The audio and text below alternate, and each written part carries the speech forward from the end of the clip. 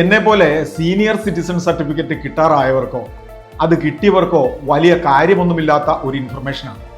എങ്കിലും ചെറുപ്പക്കാർക്കും uncle anti വിളി കേട്ടു തുടങ്ങിയവർക്കുമൊക്കെ ഉപകാരപ്പെടും. ബാങ്ക്, പോസ്റ്റ് ഓഫീസ്, ഓൺലൈൻ വഴിയൊക്കെ ചേരാവുന്ന നാഷണൽ പെൻഷൻ സ്കീം അഥവാ NPS-ൽ ഒക്ടോബർ 1 മുതൽ പുതിയ മാറ്റങ്ങൾ വന്നിട്ടുണ്ട്. ഇതേക്കുറിച്ച് വ്യക്തമായി മനസ്സിലാക്കാൻ സമയം കിട്ടാതെ പോയവർക്ക് വേണ്ടി മാത്രമാണ് ഈ video.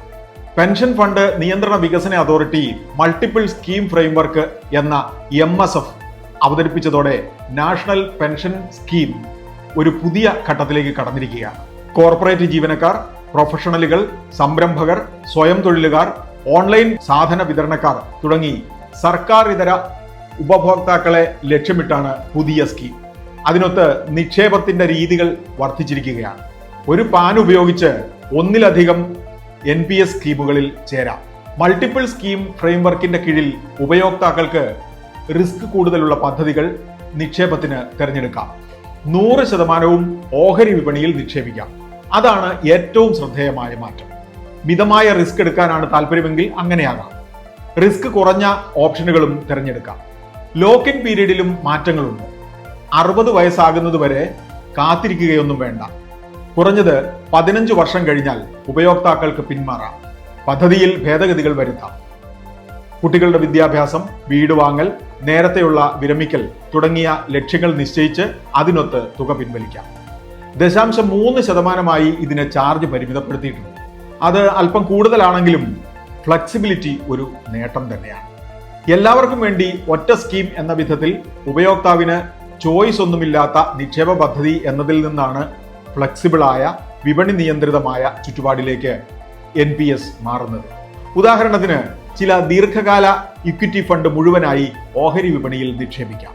വനിതകൾക്കും യുവദമ്പതികൾക്കുമായി my family my future എന്ന ഹൈബ്രിഡ് സ്കീമാണ് ICICI പ്രൂഡൻഷ്യൽ പെൻഷൻ ഫണ്ട് തുടങ്ങിയിരിക്കുന്നത്. ഇതിൽ 50% മുതൽ 85% വരെ ഇക്വിറ്റിയിലാണ് നിക്ഷേപിക്കുന്നത്. വിദ്യാഭ്യാസം, വിവാഹം, ചികിത്സ തുടങ്ങിയ വലിയ ലക്ഷ്യങ്ങൾക്കായി സമ്പാദിക്കാനും അതേ അവസരത്തിൽ വാർഷിക വരുമാനം ലഭ്യമാക്കുന്നതിനും കുടുംബങ്ങളെ ഇത് സഹായിക്കുന്നു.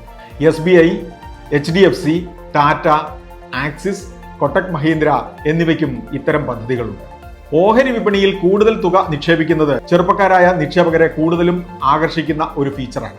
15 വർഷത്തെ നിക്ഷേപം എന്ന് പറയുന്നത് വിപണിയിലെ കയറ്റിറക്കങ്ങൾ മറികടന്ന് മെച്ചമുണ്ടാക്കാൻ പറ്റിയ കാലയളവുമാണ്. എക്സിറ്റ് അടിക്കാനുള്ള സമയം നീട്ടാനും കഴിയുന്നത് ഇക്വിറ്റിയിൽ കേന്ദ്രീകരിക്കുന്ന ഫണ്ടുകളെ കൂടുതൽ ആകർഷകമാക്കും. നിക്ഷേപകർക്ക് മൾട്ടിപ്പിൾ സ്കീം ഫ്രെയിംവർക്ക് ഫലത്തിൽ പുതിയൊരു തലത്തിലുള്ള ചോയ്സാണ്. ചുരുങ്ങിയ നിക്ഷേപ സാധ്യത എന്ന പരിമിതിയാണ് NPS ഉപയോക്താക്കൾ മറികടക്കുന്നത്. ചെറുപ്പക്കാരായ പ്രൊഫഷണലുകൾക്ക് കൂടുതൽ പണം ഓഹരി വിപണിയിലേക്ക് മാറ്റി പരമാവധി ദീർഘകാല വളർച്ച നേടാം. മധ്യവയസ്കരുടെ കാര്യത്തിലാണെങ്കിൽ കുടുംബത്തിന്റെ ലക്ഷ്യങ്ങൾ മുൻനിർത്തി ബാലൻസ്ഡ് അല്ലെങ്കിൽ ഹൈബ്രിഡ് ഫണ്ട് തിരഞ്ഞെടുക്കാം. ഫ്ലെക്സിബിലിറ്റിയും ഉണ്ട്. സ്വന്തം നിക്ഷേപത്തിൽ തൊടാൻ 60 വയസ്സുവരെ കാത്തിരിക്കണമെന്ന സ്ഥിതി മാറുന്നത് വലിയൊരു കാര്യമാണ്. ദീർഘകാല സാമ്പത്തിക ഭദ്രതയ്ക്ക് പെൻഷൻ ഫണ്ട് തിരഞ്ഞെടുക്കാൻ കൂടുതൽ ആളുകളെ പ്രേരിപ്പിക്കുന്നതാണ് പുതിയ മാറ്റം. മൾട്ടിപ്പിൾ സ്കീം ഫ്രെയിംവർക്ക് ചട്ടങ്ങൾ പരിശോധിച്ചാൽ നിക്ഷേപത്തിൽ 20% വാർഷിക വരുമാനത്തിനായി മാറ്റിവെക്കണം. 20% നികുതി വിധേയ തുകയായി പിൻവലിക്കാം. ബാക്കി 60%നും നികുതിയില്ല. സ്ഥിരമായൊരു റിട്ടയർമെന്റിന് ശേഷം നിശ്ചിത വരുമാനം, പണലഭ്യത, നികുതി ഭാരമില്ലായ്മ എന്നിങ്ങനെ ഒരു സന്തുലിതാവസ്ഥ ഉണ്ടാക്കാൻ പദ്ധതിയിൽ ശ്രദ്ധിച്ചിട്ടുണ്ട്. ഇനി MSF പദ്ധതികളിൽ പിന്നീട് തൃപ്തിയില്ലെന്ന് വന്നാൽ പരമ്പരാഗത NPS-ലേക്ക് തിരികെ പോവുകയും ചെയ്യാം. അതേസമയം MSF പദ്ധതികൾ തമ്മിലൊരു മാറ്റം അനുവദിച്ചിട്ടില്ല. MSF സ്കീമുകളുടെ കാലാവധിയോ തിരിച്ചു വാങ്ങലോ ഒന്നും പരമ്പരാഗതമായ NPS പദ്ധതികളുടെ മച്യൂരിറ്റിയെ ബാധിക്കില്ല. രണ്ടും സ്വതന്ത്രമായാണ് പ്രവർത്തിക്കുന്നത്. NPS സംവിധാനത്തിന് കീഴിൽ MSF പൂർണ്ണതോതിൽ പ്രവർത്തനക്ഷമമാകാൻ ഏതാനും മാസങ്ങൾ വേണ്ടി വന്നേക്കും.